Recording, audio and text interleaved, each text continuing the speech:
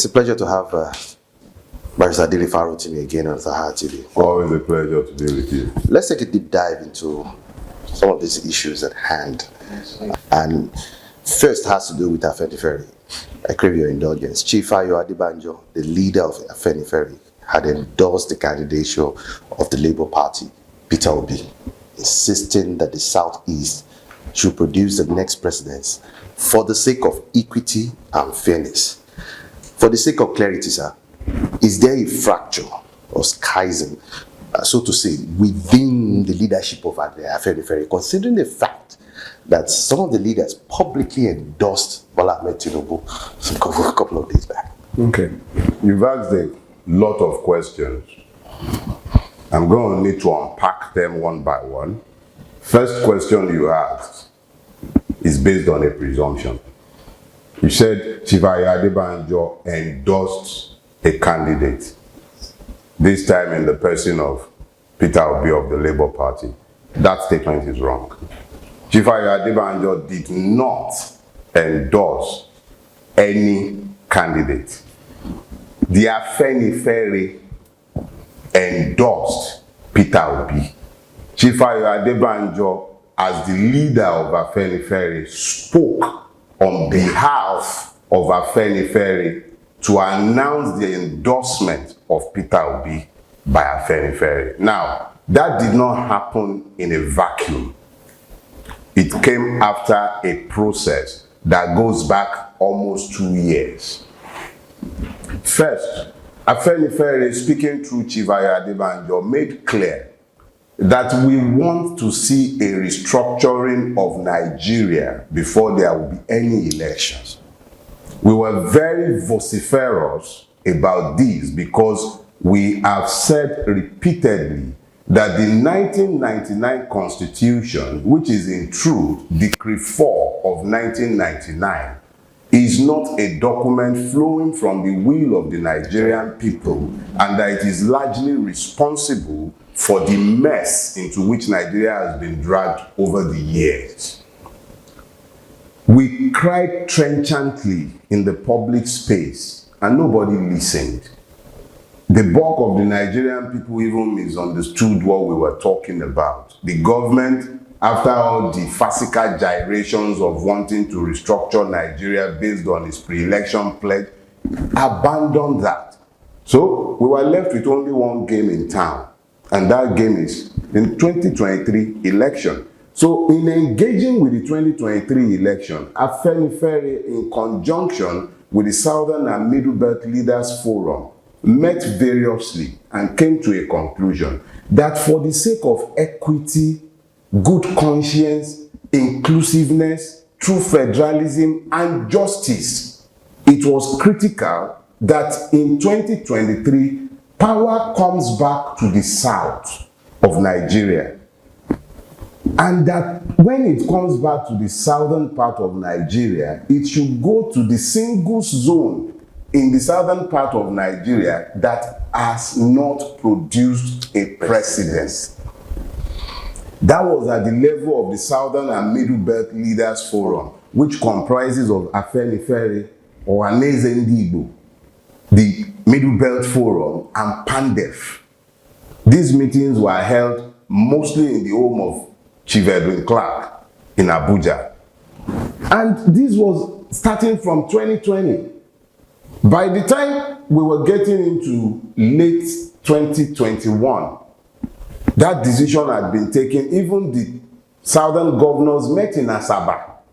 It was further to the meeting that we had held at the level of the Southern and Middle Belt Leaders Forum. They met and endorsed unanimously. The southern governors said power must come back to the south. By this time, we in Afenifere, we took back the decisions that we were part of as the Southern and Middle Belt Leaders Forum level. We took it back to Afenifere, being a constituent member, and this was discussed in general meetings, at the National Caucus level, and at the ESCO level. I attend the general meetings. I'm a member of the National Caucus. I sit in the expanded National ESCO, and I was privy to these discussions. So at multiple levels, Afenifere discussed and arrived at a position based on conviction that the best thing for us as an organization, and people must be careful to understand, Afenifere has never at any point spoken for the whole of Yoruba land. There have been other voices in Yoruba land who have equally spoken.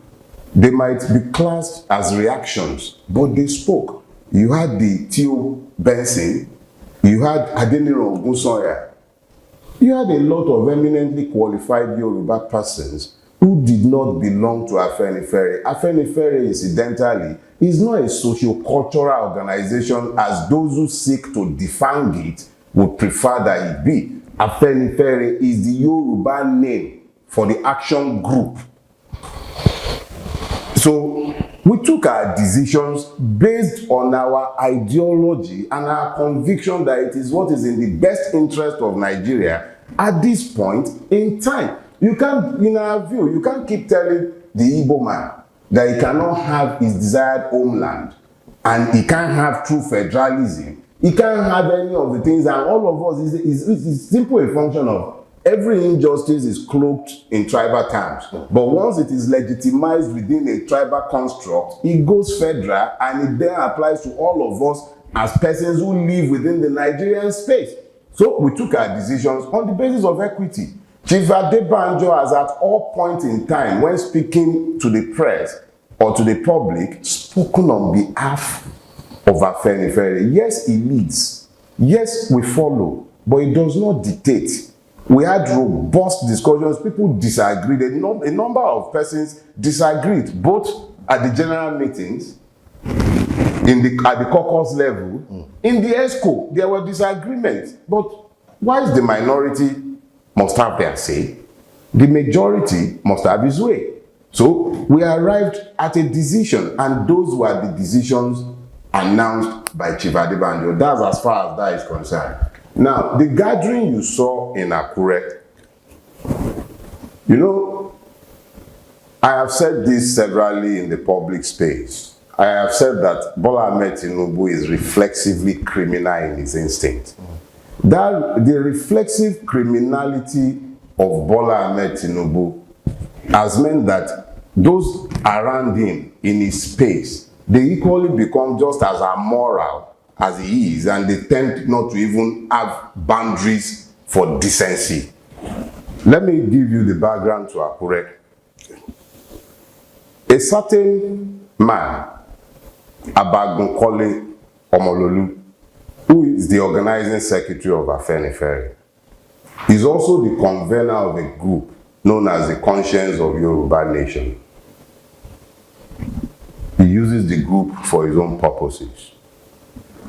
That group, that Conscience of Yoruba Nation, is the one that sent out the invitation for the Akure gathering, not Afenifere. So the gathering in Akure, let's be clear, it was not called in the name of Afenifere. I'm happy to give you a copy of the letter because some of our members got that letter and they also informed us. So we already knew before the time the shenanigan that was being planned for Akure. So let's be clear, it was not an Afenifere meeting. The bulk of the persons you saw in Akure were persons who have, I returned to Afenifere fold about a couple of years ago. And since I've been back in Afenifere fold, Chief Olufalaye has never been to any Afenifere meeting.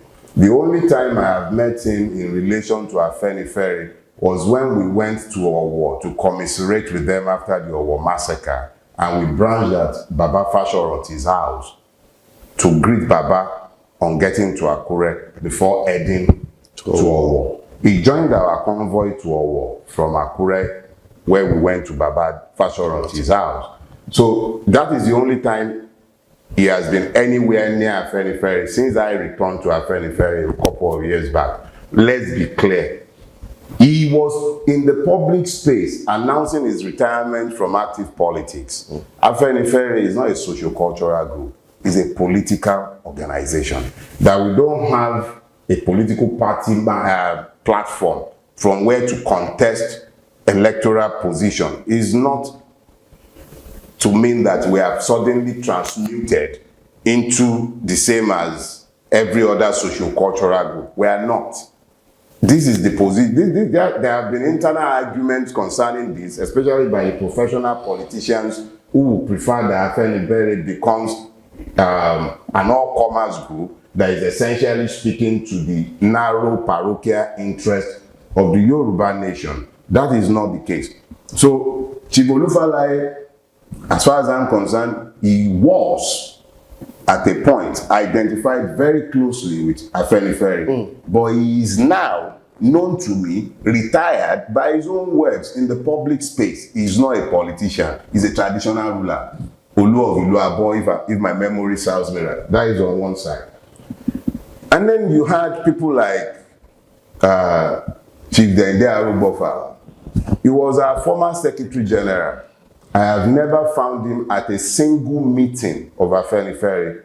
I have not had the pleasure or perhaps displeasure of his company. I've never met him as a person.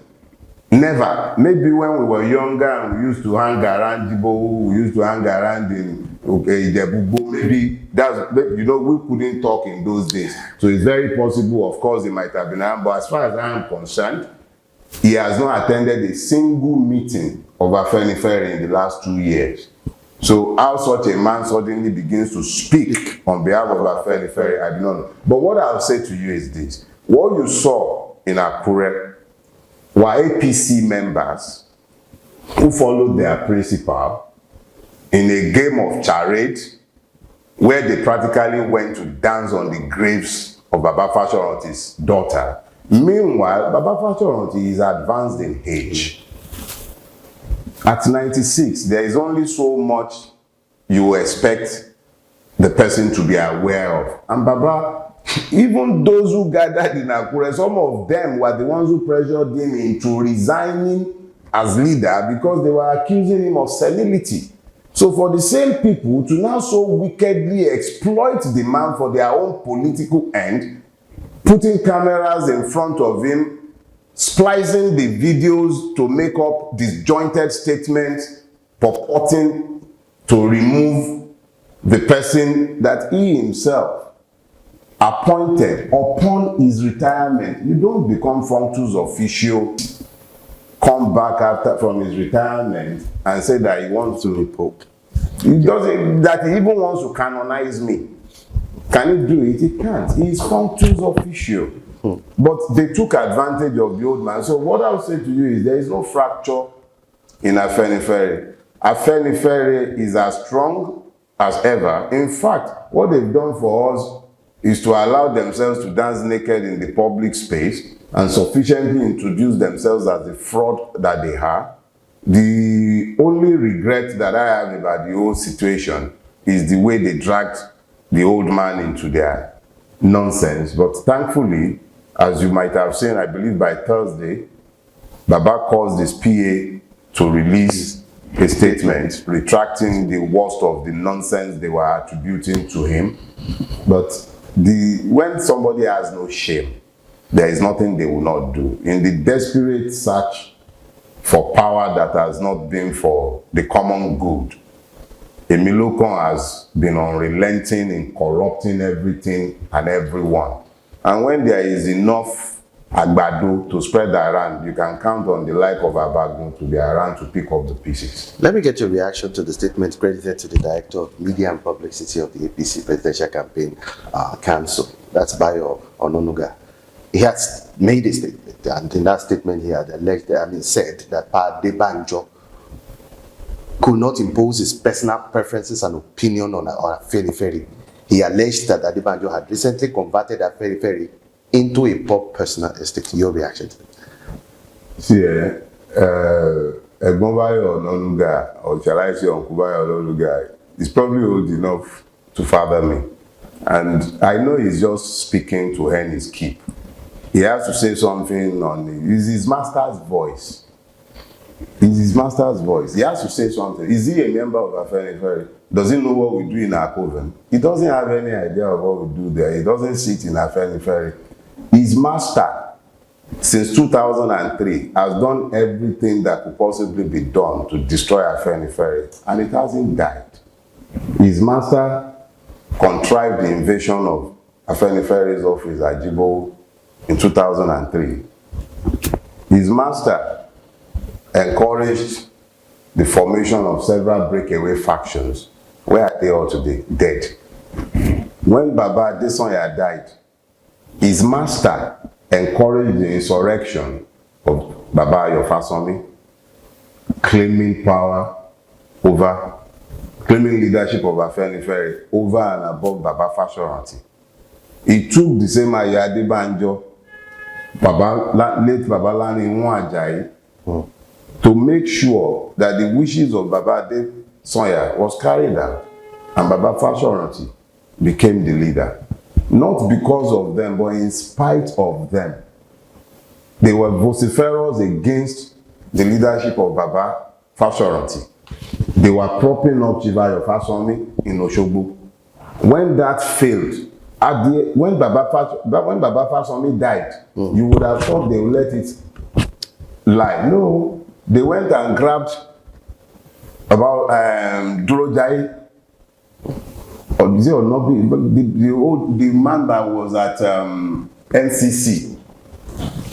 They followed him to Buhari on behalf of Afenifere. That is the kind of fraudulence and shenanigans that his master has sought to drag Afenifere into.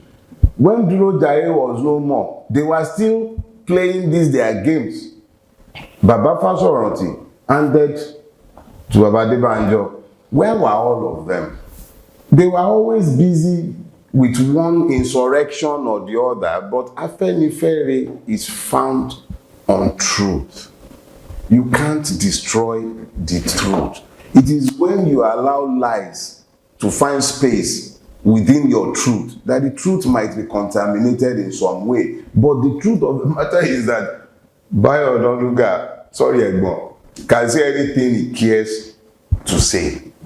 The facts are in the public space sufficiently. It is not requiring of any elucidation, and no amount of farcical gyrations and releases changes that. Afenifere is Afenifere. It is led by Chivayo Adebanjo. When Chivayo Adebanjo speaks, he speaks on behalf of Afenifere. We do not always agree, but by the time we've come to a decision, everybody falls behind that decision. Let's Emilio Kon, Bayo Nonuga, and their cohort, let them form their own Afenifere. They can be meeting in Bodilon, they can share Mama and Boli. They can weaponize ignorance and poverty, all they care. But Afenifere is not available for sale. We'll still get back to the issue of weaponizing poverty and ignorance. A recent report, which you have repeatedly discredited with the Fitch report, had continued to maintain that Tinubu is the candidate most likely to win the presidential election, as a split opposition vote will favor the ruling Progressive Party. You see, every time you hear the West speak, I'm speaking generally now, not just to the Fitch report, you must understand that there is an agenda that must gent. Somebody somewhere is orchestrating. When did this Fitch report come out? I'll remind you, about a month or so ago. And what led to its coming out? It had to drive an agenda. What was the agenda? It was obvious that the Tinubu candidacy was dead in the water. As at that time, it was clear. And they had to find a way to encourage and energize their support base. You know, the Fitch report conveniently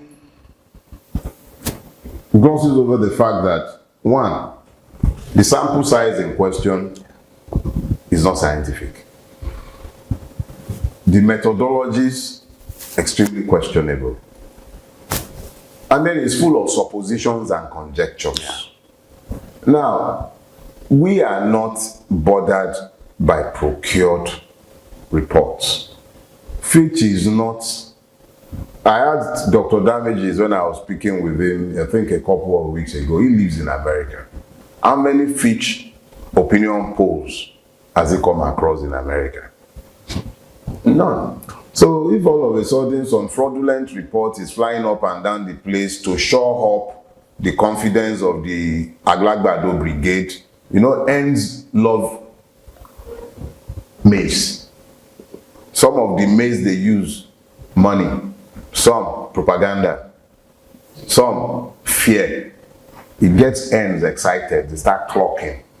So what you're seeing is just the clocking of ends. Because how they even come to dismiss the Mechanos to the point where they are putting Emilokon in the frame, neither of them are in the frame. If there are going to be any split votes, let me tell you who is splitting whose votes. You have an identical twin running in PDP and APC. The persons who will vote an article would easily vote an Emilokon. Is a function of conducting a census for senseless people. You just want to know exactly how many people are still capable of thinking like human beings in Nigeria. Because if you are still capable of thinking like a human being in Nigeria, I doubt that you will consider voting for either Bola Ahmed Tinubu or Atiku. There are several other candidates. This is not even me particularizing it to my own candidate. I'm just simply saying, when the evidences of your senses are overwhelming in pointing out to you that the path you are about to take is a ruinous one, you shouldn't require me to tell you not to take that path. The fact on the ground is that you have had 7 years of APC. It has destroyed Nigeria. I have had occasion to say this long before I joined the fray on anybody's part. That what I'm seeing before me is a country destroyed beyond repairs. What you might do is to reimagine that country and then begin to put it back together in its new form. When you are now bringing a Bola Ahmed Tinubu, who can barely stand the rigors of questions, he can't even stand the rigors of questions. He has to read from prepared text, poking his finger in his mouth, and then you bring a battery of experts to come and be answering the questions that we can obviously see that you cannot answer. So we're now talking about a presidency again, not a president.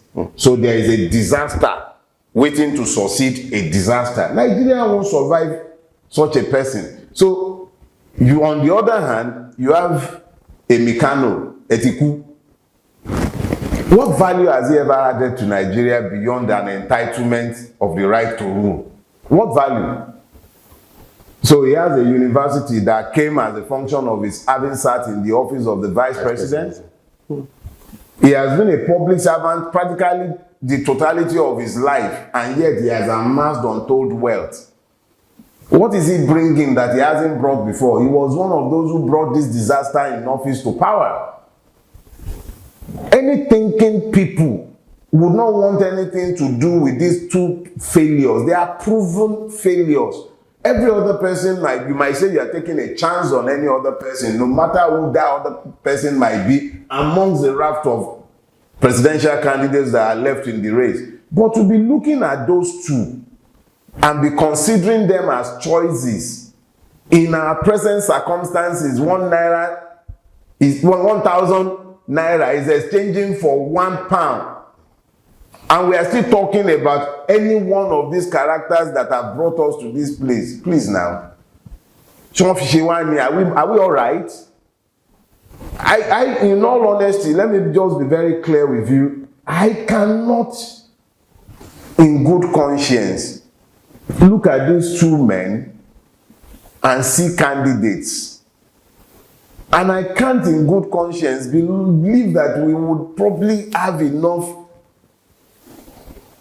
people. I don't know, because I don't know if the person who will vote for a Tinubu or an Atiku, in the face of the overwhelming evidence of their senses, can tell me that they are still human. A person to pretend the state for 23 years, where is the hospital that even he can use? Where are the schools that any one of their children can attend? It's not just about the quality or lack of quality of the educational system. You're talking about almost a complete absence of the government within the space. For every 10 classroom spaces in Lagos State itself, the government has less than 3. We're in Lekki Phase 1. Beautiful place, quote and unquote. Superintended entirely by government. In the last 23 years, at least Tinubu has been responsible for how it has flowed. There isn't a single government school in the whole of this Lekki Phase 1 housing millions, not one single government school, whether primary or secondary. No presence of any health authority within this space. And this is the peak of their planning. No pipe water. As big as Lekki is, and it is the only place in the entire Lagos State, where in the entire Lekki Peninsula, where Lagos State has pipe water. It covers less than 5% of the homes inside this estate. And then we're talking about promoting such a person to the presidency, and I'm supposed to take it. No, as far as I'm concerned, Nigerians have every right, just as I do, to vote for who I care. But I don't usually agree with Pastor Oyedepo. But there was something he said about the election result giving us the number of mad people we have in Nigeria. I don't believe those are mad people.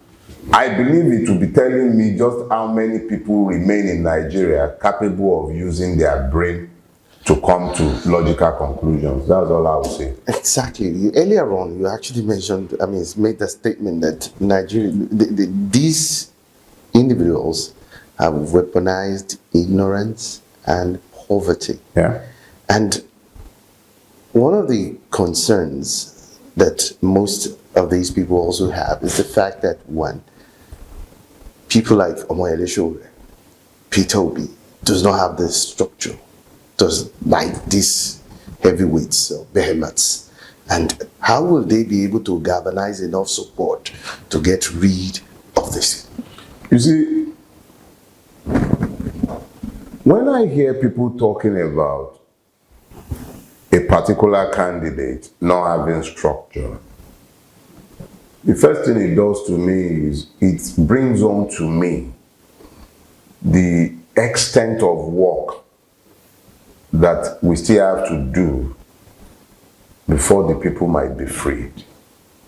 That's the first thing, because when the people are completely unaware of the powers invested in them that they do possess, what happens is that over time they give up those powers in more and more quantity until they might be left completely devoid of power. And that is where we are heading and tilting towards. And I think it's not. Don't you think we've actually gotten there? Not quite. And I'll say why I say not quite. Hope tends to provoke rebellion. If the people are hopeless, they are easy to suppress. When they find hope in one form or the other, they become that much more difficult to put down. The only reason we're having these discussions around Nigeria and the political process appears to be somewhat charged is because hope has been provoked. Whether that hope is substantive or not is another ballgame entirely.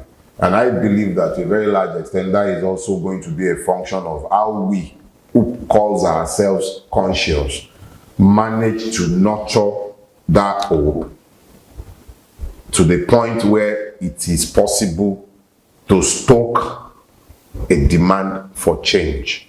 Now, when you speak about structure, in Nigerian parlance, you're talking about money.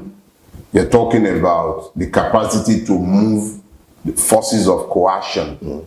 You're talking to a very large extent about the capacity to induce the judiciary, which is easily malleable, to do your will. Those are the things they generally refer to as structure. But I believe, and I'm of the firm opinion, that whilst Nigeria has to pretend to be a democracy, the most important structure in a democracy remains the people. It is that knowledge that led the like of us to be demanding that the people should register to vote when we started canvassing and begging them to go and register to vote. Remember that I had spoken vociferously over the past 2 years to the disconnection between the Nigerian people and the electoral process. So there was a concerted effort, not just by me, by several persons. You found people like Yemi Adam Olekun, you had people like Banky W, a whole crew of people working together in concert, sometimes people working on their own, but going out to make sure that the people register to vote. And then as God would have it, even though the thinking of the political establishment was that we were going to have a choice between the Siamese twins of Atiku and Tinubu, all of a sudden, there is a third candidate exciting the electorate